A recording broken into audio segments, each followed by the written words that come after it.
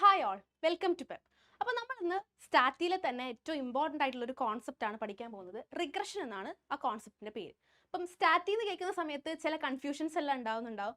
എന്തിനാണ് നമ്മളിപ്പോൾ സൈക്കോളജിയിൽ സ്റ്റാറ്റി പഠിക്കുന്നത്? അപ്പം ഞങ്ങളൊക്കെ പഠിക്കുന്ന സമയത്തായാലും ശരി, സ്റ്റാറ്റിയും സൈക്കോളജിയും രണ്ട് തട്ടിലാണ് നിന്നിട്ടുണ്ടായിരുന്നത്. ഇത് തമ്മിലുള്ളൊരു ബന്ധം മനസ്സിലാവാത്തതിൻ്റെ ഒരു പ്രശ്നം എല്ലാവർക്കും ഉണ്ടായിരുന്നു പഠിക്കുന്ന സമയത്ത്. അപ്പം നമ്മളിപ്പം റിസർച്ചിലായാലും ശരി, പല സമയത്തും സ്റ്റാറ്റിയുടെ ഒരുപാട് ടെക്നിക്കുകൾ നമ്മൾ യൂസ് ചെയ്യുന്നുണ്ട്. നമ്മുടെ സൈക്കോളജിയുടെ റിസർച്ചിലായാലും ഇപ്പം ഒരു സാധനം ഇപ്പം ഞാൻ പറയുകയാണെങ്കിൽ എങ്ങനെയാണ് എൻ്റെ അച്ചീവ്മെൻറ്റ് മോട്ടിവേഷൻ, എങ്ങനെയാണ് എൻ്റെ ഹാപ്പിനെസ്സിനെയോ അല്ലെങ്കിൽ എൻ്റെ വെൽബീയിങ്ങിനെ എങ്ങനെയാണ് ബാധിക്കുന്നതെന്നൊക്കെ നമ്മൾ പഠിക്കുന്ന സമയത്ത് നമ്മളവിടെ ഒരുപാട് സ്റ്റാറ്റിസ്റ്റിക്കൽ ടെക്നിക്കുകൾ ഉപയോഗിക്കുന്നുണ്ട്.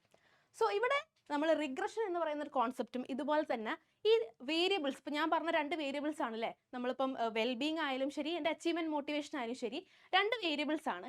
ഈ രണ്ട് വേരിയബിൾസ് തമ്മിലുള്ള അസോസിയേഷൻ നമ്മൾ പഠിക്കുന്ന സമയത്ത് നമ്മൾ കോറിലേഷൻ എന്ന് പറഞ്ഞൊരു കോൺസെപ്റ്റ് സ്റ്റാറ്റിയിൽ പഠിക്കുന്നുണ്ട്. എങ്ങനെയാണ് കോറിലേഷൻ, അതായത് രണ്ട് വേരിയബിൾസ് തമ്മിൽ എങ്ങനെയാണ് അസോസിയേറ്റഡ് ആയിട്ട് കിടക്കുന്നത് നമ്മൾ കോറിലേഷനിലൂടെ പഠിക്കും. സോ കോറിലേഷനായിട്ട് ബന്ധപ്പെട്ട് തന്നെ നടക്കുന്ന ഒരു കോൺസെപ്റ്റാണ് റിഗ്രഷൻ എന്ന് പറയുന്നത്. നമുക്ക് കൂടുതൽ ഡീറ്റെയിൽ ആയിട്ട് നോക്കാം. സോ ഇവിടെ റിഗ്രഷൻ പറയുന്ന സമയത്ത് ഇപ്പം ഞാൻ നേരത്തെ പറഞ്ഞ പോലെ ഫോർ എക്സാമ്പിൾ ഞാനിപ്പോൾ ഒരു വേരിയബിളായിട്ട് സെൽഫ് എസ്റ്റീമിനെ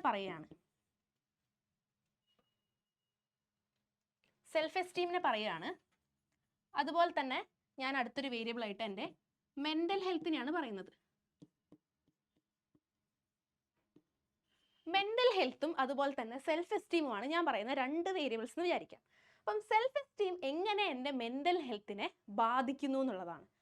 അതായത് ഇതാണ് ഇവിടെ എഫക്റ്റ് ചെയ്യപ്പെടുന്നത്. എൻ്റെ സെൽഫ് എസ്റ്റീം കാരണം എൻ്റെ മെൻ്റൽ ഹെൽത്താണ് അവിടെ ഇഫക്റ്റ് ചെയ്യപ്പെടുന്നത്. അതായത് മെൻ്റൽ ഹെൽത്തിനെ ഡിറ്റർമിൻ ചെയ്യുന്ന ഒരു ഫാക്ടറാണ് എന്ത്, സെൽഫ് എസ്റ്റീം എന്ന് പറയുന്നത്. സോ അതുകൊണ്ട് തന്നെ നമുക്ക് എന്ത് പറയാം, സെൽഫ് എസ്റ്റീം എന്ന് പറയുന്നത് നമ്മുടെ നമ്മുടെ ഇൻഡിപെൻഡന്റ് വേരിയബിൾ ആണ്. സെൽഫ് എസ്റ്റീം എന്ന് പറയുന്നത് നമ്മുടെ ഇൻഡിപെൻഡന്റ് വേരിയബിൾ ആണ്. For example okay, self esteem നമ്മുടെ ഇൻഡിപെൻഡന്റ് വേരിയബിൾ, ഞാനിവിടെ ഷോർട്ടാക്കി IV എന്ന് എഴുതുവാണ്, ഇൻഡിപെൻഡന്റ് വേരിയബിൾ ആണ്. അതുപോലെ തന്നെ മെൻ്റൽ ഹെൽത്ത് എന്ന് പറഞ്ഞിട്ടുണ്ടെങ്കിൽ സെൽഫ് എസ്റ്റീമിനെ ഡിപ്പെൻഡ് ചെയ്തുകൊണ്ടാണ് മെൻ്റൽ ഹെൽത്ത് ഉണ്ടാവുന്നത്. സോ അത് നമ്മളെ ഡിപ്പെൻഡന്റ് വേരിയബിൾ ആണ്. സോ നമ്മൾ അസോസിയേഷൻ പഠിക്കും. കോറിലേഷൻ ആണെങ്കിൽ നമ്മൾ എന്താ നോക്കുക, സെൽഫ് എസ്റ്റീമും മെൻ്റൽ ഹെൽത്തും തമ്മിൽ എന്തെങ്കിലും അസോസിയേഷൻ ഉണ്ടോ എന്നാണ് നോക്കുന്നത്. ഇവിടെ നമ്മൾ കുറച്ചും കൂടി ഇൻഡെപ്ത് ആയിട്ട് സെൽഫ് എസ്റ്റീമിൽ ഉണ്ടാവുന്ന ചേഞ്ച് എത്രത്തോളം, ആ ഒരു ക്വാണ്ടിഫിക്കേഷൻ എന്ന് പറഞ്ഞ പ്രോസസ്സ് ഇവിടെ നടക്കുന്നുണ്ട്. എത്രത്തോളം നമ്മുടെ സെൽഫ് എസ്റ്റീമിൽ ഉണ്ടാവുന്ന ചേഞ്ച് നമ്മളെ മെൻ്റൽ ഹെൽത്തിനെ ചേഞ്ച് ചെയ്യുന്നുണ്ട്. ഇപ്പം എനിക്ക് ആദ്യം എന്നെ പറ്റി തന്നെ ഒരു വലിയ താല്പര്യമില്ല വിചാരിച്ചോ, എൻ്റെ സെൽഫ് എസ്റ്റീം വളരെ കുറവാണ്, എനിക്ക് എന്നെ പറ്റി ഒരു താല്പര്യമില്ല, ഭയങ്കര ബോറൻ അഭിപ്രായമാണ്. അപ്പം എൻ്റെ മെൻ്റൽ ഹെൽത്ത് എത്രത്തോളം മോശമായിട്ടായിരിക്കും ഇരിക്കുന്നത്.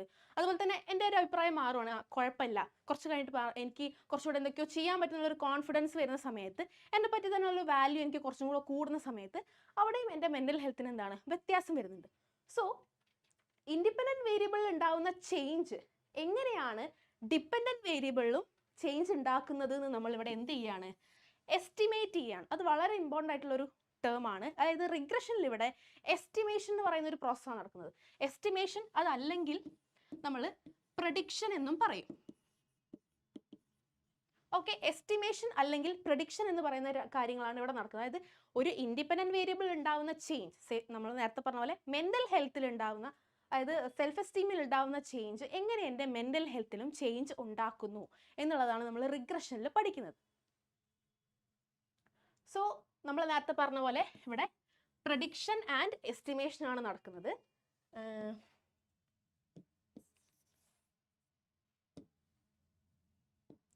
ഓക്കെ, ഞാനിപ്പം നേരത്തെ രണ്ട് വേരിയബിൾ പറഞ്ഞിട്ടുണ്ടായിരുന്നു. അതുപോലെ നമുക്ക് ഫോർ എക്സാമ്പിൾ ഇവിടെ ഞാൻ തൽക്കാലം XY എന്ന് പറയുന്ന രണ്ട് വേരിയബിൾസ് ഞാൻ പറയാം. ഇപ്പം നമ്മൾ 6ാം ക്ലാസ്സിനോ 7ാം ക്ലാസ്സിനോ ഒക്കെ ആൾജിബ്ര പഠിക്കുന്ന സമയത്ത് മുതലേ നമ്മളെ കൂടെ വണ്ടി കയറിയ ആൾക്കാരാണ് Xഉം Yയും എന്ന് പറഞ്ഞിട്ടുണ്ടെങ്കിൽ. അപ്പം Xഉം Yയും തന്നെ ഇവിടെ പറയുകയാണ്. സേ ഫോർ എക്സാമ്പിൾ എക്സിൻ്റെ വാല്യൂ ആയിട്ട് ഞാനൊരു 9, 10, അതുപോലെ തന്നെ 7 എന്നെടുത്തു വിചാരിച്ചോ. Yൻ്റെ വാല്യൂ ആയിട്ട് ഞാൻ 2, 6. ഇത് എത്രയാണെന്ന് നമുക്ക് അറിയില്ല. അതായത് ഈ ഒരു Yൻ്റെ വാല്യൂ നമുക്ക് ഇവിടെ അറിയില്ല. അപ്പം നമ്മൾ ചെയ്യാൻ പോകുന്നതെന്ന് വെച്ചാൽ 9ൻ്റെ കറസ്പോണ്ടിങ് ആയിട്ട് ഇവിടെ നമുക്ക് എന്തുണ്ട്, 2 ഉണ്ട്.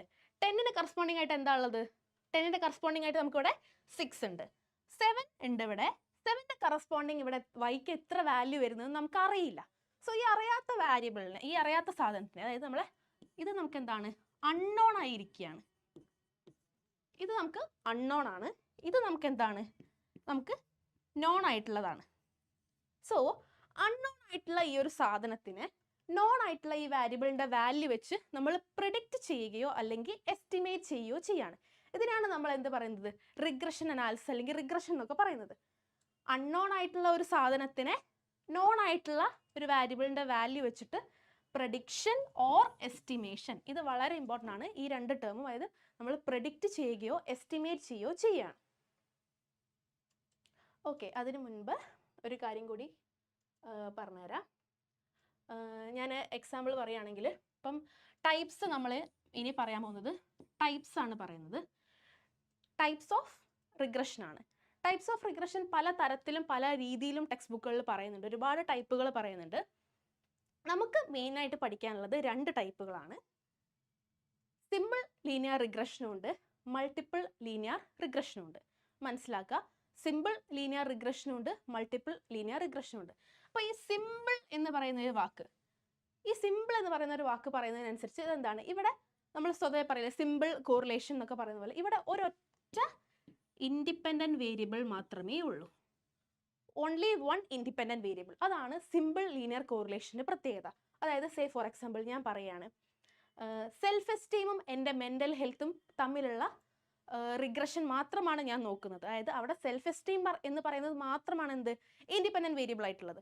അപ്പോൾ ഞാൻ അവിടെ ഒരൊറ്റ ഇൻഡിപെൻഡൻറ്റ് വേരിയബിളിൻ്റെ എഫക്റ്റ് എൻ്റെ ഡിപെൻഡൻറ്റ് വേരിയബിളിൽ എത്രത്തോളം എഫക്റ്റ് ഉണ്ടാക്കുന്നുണ്ട് എന്ന് നോക്കുമ്പോൾ അത് സിമ്പിൾ ലീനിയർ റിഗ്രഷനാണ്. ഇനി ഞാൻ മെൻ്റൽ ഹെൽത്തിനെ ഡിറ്റർമിൻ ചെയ്യാൻ ഞാൻ എൻ്റെ സെൽഫ് എസ്റ്റീം മാത്രമല്ല, ഞാൻ എൻ്റെ സെൽഫ് കോൺസെപ്റ്റും കൂടി നോക്കുകയാണ്. അപ്പോൾ എന്താണ്, ഇത് രണ്ടും നമ്മുടെ രണ്ട് ഇൻഡിപെൻഡൻറ്റ് വേരിയബിളുകളാണ്. അപ്പോൾ ഒന്നിൽ കൂടുതൽ ഇൻഡിപെൻഡൻറ്റ് വേരിയബിൾ എങ്ങനെയാണ് അവിടെ ഒരു ഡിപെൻഡൻറ്റ് വേരിയബിൾ ആയിട്ടുള്ള മെൻ്റൽ ഹെൽത്തിൽ എങ്ങനെയാണ് അവിടെ ഒരു വ്യത്യാസം ഉണ്ടാക്കുന്നതെന്നാണ് നമ്മൾ നോക്കാൻ പോകുന്നത്. അപ്പം അത് ചെയ്യുന്നത് എന്താണ്, മൾട്ടിപ്പിൾ ലീനിയർ റിഗ്രഷനാണ്. അപ്പോൾ രണ്ട് ബേസിക്കലി വളരെ ബേസിക്കായിട്ട് എക്സാം ഓറിയൻറ്റഡ് ആയിട്ട് പറയുവാണെങ്കിൽ നമ്മൾ സിമ്പിൾ ലീനിയർ റിഗ്രഷനും മൾട്ടിപ്പിൾ ലീനിയർ റിഗ്രഷനും ആണുള്ളത്. ഇത് തമ്മിലുള്ള ഏറ്റവും ഇമ്പോർട്ടൻ്റ് ആയിട്ടുള്ള ഡിഫറൻസ് പറഞ്ഞാൽ ഒന്നിലും ഒരു ഇൻഡിപെൻഡൻറ്റ് വേരിയബിൾ, സിമ്പിൾ എന്ന് പറയുമ്പോൾ സിമ്പിൾ ആയിട്ടുള്ള സാധനം, അതായത് ഒരു ഇൻഡിപെൻഡൻറ്റ് വേരിയബിൾ മാത്രമേ ഉള്ളൂ.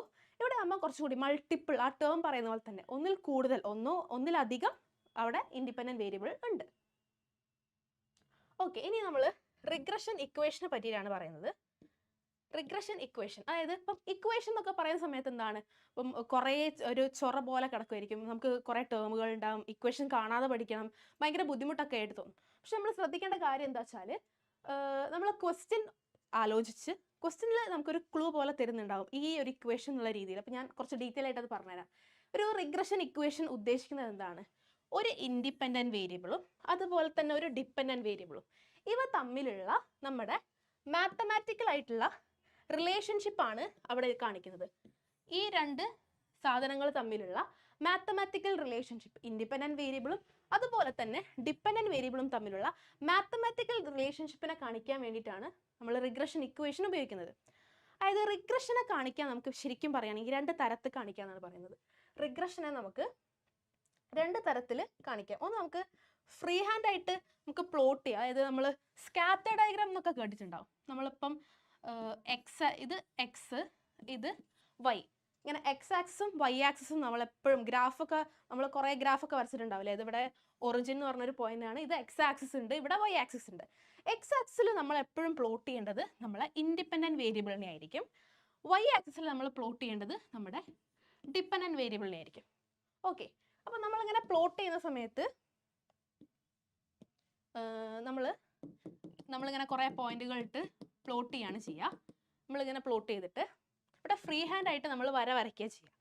അങ്ങനെ റിഗ്രഷൻ കണ്ടുപിടിക്കുന്ന മെത്തേഡും ഉണ്ട്. അപ്പം ഞാനിവിടെ ഒരു സ്ട്രെയിറ്റ് ലൈൻ, ഇങ്ങനെ ഒരു സ്ട്രെയിറ്റ് ലൈൻ വരയ്ക്കുകയാണ്. ഈ ലൈൻ്റെ ഒരു പ്രത്യേകത എന്ന് പറഞ്ഞിട്ടുണ്ടെങ്കിൽ, ഈ ലൈൻ എന്താണ്, ആ ലൈൻ്റെ ഉള്ളിൽ ഒരുപാട് പോയിന്റുകൾ വരുന്നുണ്ട്, നമ്മൾ മാർക്ക് ചെയ്ത ഒരുപാട് പോയിന്റുകൾ ആ ലൈനിൽ വരുന്നുണ്ട്. അതുപോലെ തന്നെ എന്താണ്, അതിൻ്റെ ചുറ്റും എന്താണ് നമ്മൾ എക്സ് വൈ പോയിന്റുകൾ വരുന്നുണ്ട്. സോ ഈ ലൈനിനെ നമുക്ക് എന്ത് പറയാം, line of best fit line of best fit എന്ന് പറയാം. അപ്പം ഞാൻ ആ വര ഞാൻ ഇവിടെ കൊണ്ട വരച്ചു വിചാരിച്ചോ, എന്തെങ്കിലും കാര്യമുണ്ടോ? അല്ലെങ്കിൽ ഞാൻ ഇവിടെ വരച്ചു വിചാരിച്ചോ, ഒരു പോയിന്റും അതിൽ വരുന്നില്ല അല്ലേ? അതായത് ആ പോയിന്റുകളെ മാക്സിമം ടച്ച് ചെയ്ത് പോവുകയും ആ വരയുടെ അടുത്തായിട്ട് തന്നെ നമ്മൾ നേരത്തെ മാർക്ക് ചെയ്ത പോയിന്റുകളൊക്കെ കിടക്കുകയും വേണം. എങ്കിൽ മാത്രമേ നമുക്ക് എന്ത് പറയാൻ പറ്റില്ല, അതൊരു ബെസ്റ്റ് ഫിറ്റ് ആയിട്ടുള്ള, അതായത് ഒരു ആപ്റ്റ് ആയിട്ടുള്ള ആ ഒരു ലൈനായിട്ട് നമുക്ക് പറയാൻ പറ്റുള്ളൂ. സോ ഇതൊരു മെത്തേഡാണ് എന്ത് റിഗ്രഷൻ കണ്ടുപിടിക്കാനുള്ളത്. പക്ഷേ എക്സാമിന് നമുക്ക് ചോദിക്കുന്നത് ഇക്വേഷൻസ് വെച്ചിട്ട് റിഗ്രഷൻ ലൈന് കാണാൻ, അല്ലെങ്കിൽ X on Y, Y on X എന്നൊക്കെ പറഞ്ഞിട്ടുള്ള റിഗ്രഷൻ ലൈന് കാണാൻ വേണ്ടിയിട്ടാണ്. സോ ആ ഇക്വേഷനിലേക്കാണ് നമുക്ക് പ്രധാനമായിട്ട് പോകാനുള്ളത്. സോ ഇവിടെ പറയുന്ന പോലെ തന്നെ നമുക്ക് എന്താണ് പ്രധാനമായിട്ടും 2 ടൈപ്പ് റിഗ്രഷൻ ഇക്വേഷൻസ് ഉണ്ട്. ഒന്ന് എക്സ് ഓൺ വൈ, അതുപോലെ തന്നെ ഒന്ന് വൈ ഓൺ എക്സ്. നേരെ തിരിച്ചിട്ട് എക്സ് ഓൺ വൈ ഉണ്ട്, വൈ ഓൺ എക്സും ഉണ്ട്, 2 തരത്തിലുണ്ട്. ഓക്കെ, നമുക്ക് അതിനെ ഇൻഡെപ്ത് ആയിട്ട് പഠിക്കാം. അതിന് നമ്മൾ നേരത്തെ പറഞ്ഞ പോലെ തന്നെ ഞാൻ എക്സും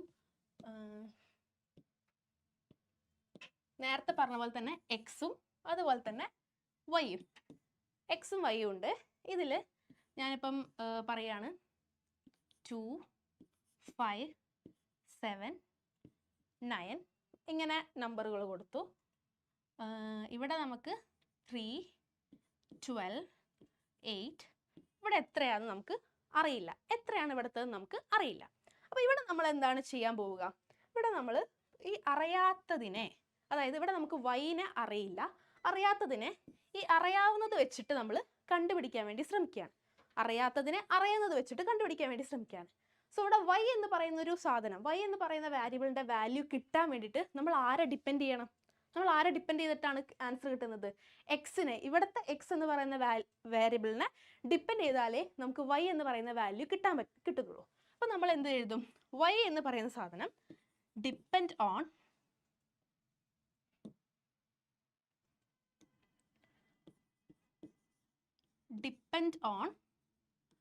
എക്സ്. വൈ ഇവിടെ എന്തിനെ ഡിപ്പെൻഡ് ചെയ്തിട്ടേ നമുക്ക് കിട്ടുള്ളൂ? എക്സിനെ ഡിപ്പെൻഡ് ചെയ്തിട്ടേ കിട്ടുള്ളൂ.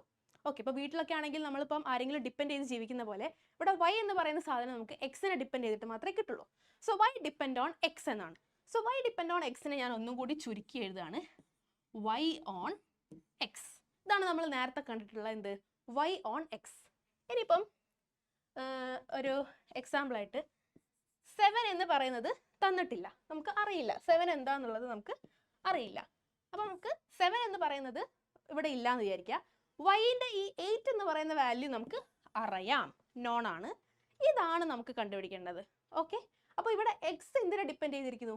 എക്സ് ഇവിടെ വൈനെ ഡിപ്പെൻഡ് ചെയ്താണ് ഇരിക്കുന്നത്. സോ ഇവിടെ നമുക്ക് എന്ത് പറയാം? ഈ ഒരു കേസിലാണെങ്കിലോ എക്സ് എന്ന് പറയുന്നത് depend on Y, X depend on Y. ഇതിനെ ഞാൻ ഷോർട്ട് ആക്കിയിട്ട് എങ്ങനെ എഴുതുന്നു? X on Y. ഇങ്ങനെയാണ് നമ്മൾ ഇതിനെ എഴുതുന്നത്. Okay, X depend on Y, അതിനെ ഷോർട്ട് ആക്കിയിട്ട് എക്സ് ഓൺ വൈ എന്ന് എഴുതി. അതുപോലെ തന്നെ വൈ ഡിപ്പെൻഡ് ഓൺ എക്സ്, അതിനെ നമ്മൾ വൈ ഓൺ എക്സ് എന്ന് എഴുതി. അതാണ് നമ്മൾ നേരത്തെ പറഞ്ഞിട്ടുള്ള 2 ഇക്വേഷനുകൾ. എക്സ് ഓൺ വൈ ഉണ്ട്, അതുപോലെ തന്നെ വൈ ഓൺ എക്സും ഉണ്ട്. ഓക്കെ, ഇതാണ് നമുക്ക് 2 റിഗ്രഷൻ ഇക്വേഷനുകൾ. നേരത്തെ പറഞ്ഞ പോലെ വൈ ഓൺ എക്സ് കണ്ടുപിടിക്കാനും അതുപോലെ തന്നെ എക്സ് ഓൺ വൈ കണ്ടുപിടിക്കാനും ആവശ്യമായിട്ടുള്ള 2 ഇക്വേഷൻ. ഈ ഇക്വേഷൻ കണ്ട് പേടിക്കേണ്ട ആവശ്യമില്ല, അത് വളരെ സിമ്പിളായിട്ട് പറഞ്ഞുതരാം. നമ്മൾ ഒന്ന് മനസ്സിലാക്കി ഈ ഒരു കാര്യം നമ്മൾ ഓർത്ത് വയ്ക്കുക, ഈ 2 കാര്യങ്ങളും ഓർത്ത് വയ്ക്കണം. എല്ലാം ഇത് നമ്മളെ റിഗ്രഷൻ്റെ BYX എന്ന് പറയുന്ന കോൺസെപ്റ്റ് ഉണ്ട്, BXY എന്ന് പറയുന്ന ഒരു കോൺസെപ്റ്റ് ഉണ്ട്, അതുപോലെ തന്നെ വൈ ഓൺ എക്സിൻ്റെയും എക്സ് ഓൺ വൈൻ്റെയും ഇക്വേഷൻസും ഉണ്ട്. Okay, thank you. ഇനി അടുത്ത ക്ലാസ്സിൽ നമുക്ക് ഇതിനെ പറ്റി ഡീറ്റെയിൽ ആയിട്ട് നോക്കാം.